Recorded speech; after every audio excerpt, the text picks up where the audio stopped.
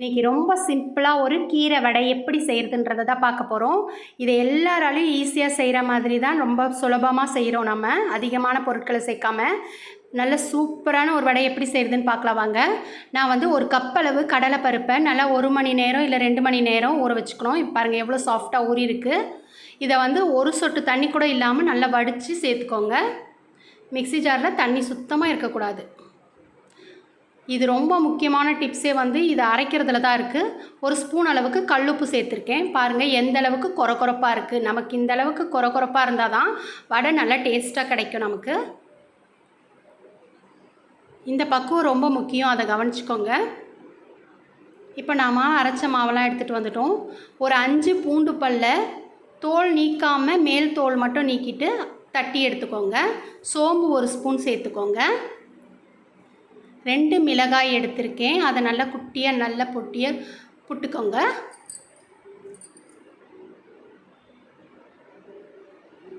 அதிகமாக காரம் தேவைன்னு நினச்சிங்கன்னா இன்னொரு மிளகாய் கூட சேர்த்துக்கலாம். இதுவே சரியாக இருக்கும். இப்போ நான் கீரையை நல்லா குட்டியாக நறுக்கி நல்லா வாஷ் பண்ணி ட்ரையாக வச்சுருக்கேன். அதையும் இதில் சேர்த்துக்கோங்க.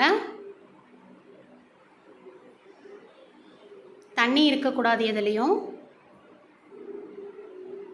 நான் சிறுகீரை சேர்த்துருக்கேன். இந்த வடை வந்து சிறுகீரை வடை. ஒரே ஒரு வெங்காயம், பெரிய சைஸ் வெங்காயத்தை நல்லா பொடியாக நறுக்கி இதில் சேர்த்துக்கலாம். இதுக்கு வந்து நான் வீட்டில் அரிசி மாவு அரைச்சிருப்போம் இல்லையா, அந்த அரிசி மாவு 1 ஸ்பூன் சேர்த்துட்டோன்னா நமக்கு ரொம்ப சூப்பராக வடை கிடைக்கும். ஒரே ஒரு வெங்காயத்தை நல்ல பொடியாக நறுக்கி சேர்த்துக்கோங்க. எந்த அளவுக்கு முடியுமோ அந்தளவுக்கு பொடியாக நறுக்கிக்கோங்க. நான் 1 ஸ்பூன் அளவுக்கு கடலைப்பருப்பு ஊற வச்சதில் எடுத்து வச்சுருந்தேன். அதையும் இதில் சேர்த்துக்கலாம். இது அங்கங்கே கடிப்படும் போது ரொம்பவே டேஸ்ட்டாக இருக்கும். இப்போ நம்ம நல்லா ஒன்று கலந்து வர மாதிரி மிக்ஸ் பண்ணி எடுத்துக்கோங்க.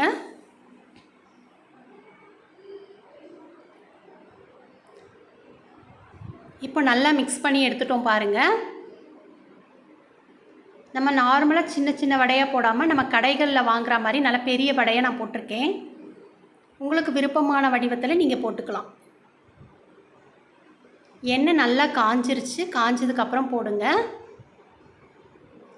நான் 3 வடையாக போட்டு எடுத்திருக்கேன். நல்லா செவக்கணும், தீஞ்சிடக்கூடாது, வேகாமலும் இருக்கக்கூடாது. அது எந்த அளவுக்கு கிறிஸ்பியாக மொறுன்னு ஒரு ப்ரௌன் கலரில் வருதோ அப்போ தான் வடை நல்லா டேஸ்ட்டாக இருக்கும். மீடியம் ஃப்ளேமில் வச்சு செய்யுங்க, அப்போ தான் நல்லாயிருக்கும். பாருங்கள், பார்க்கவே இவ்வளோ சூப்பராக இருக்குது. கடைகளில் கிடைக்கிற மாதிரி அந்த வடை டேஸ்ட்டாக இருக்கும். இந்த வடை நீங்கள் ஒரு முறை இதை செஞ்சிட்டிங்கன்னா கடைகளில் போய் வாங்கவே மாட்டீங்க, திரும்பி திரும்பி கேட்பாங்க. அந்தளவுக்கு சூப்பரான ஒரு வடை இது. உங்களுக்கு பார்க்கும்போதே தெரியும் இந்த வடை எந்த அளவுக்கு டேஸ்ட்டாக இருக்கும்னுட்டு. நான் சொல்ல வேண்டியது அவசியம் இல்லை. பாருங்கள் எவ்வளோ சூப்பரான ஒரு சிறுகீரை வடை. இந்த மாதிரி செஞ்சோன்னா சாப்பிட்டுக்கிட்டே இருப்பாங்க, அந்தளவுக்கு டேஸ்ட்டாக இருக்கும். நல்லா வெளியே மொறுவாக இருக்கும், சூப்பராக இருக்கும் கடிப்படும் போது வாய்க்கு. பாருங்கள், இந்த வடையை பாருங்கள் எவ்வளோ நல்லா இருக்குது.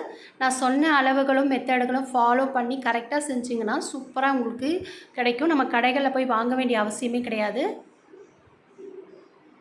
ரொம்ப குறைஞ்ச குவான்டிட்டியில் தான் நான் செஞ்சேன். இதே மாதிரி எல்லோரும் செஞ்சு பயனடைங்க. தேங்க்யூ.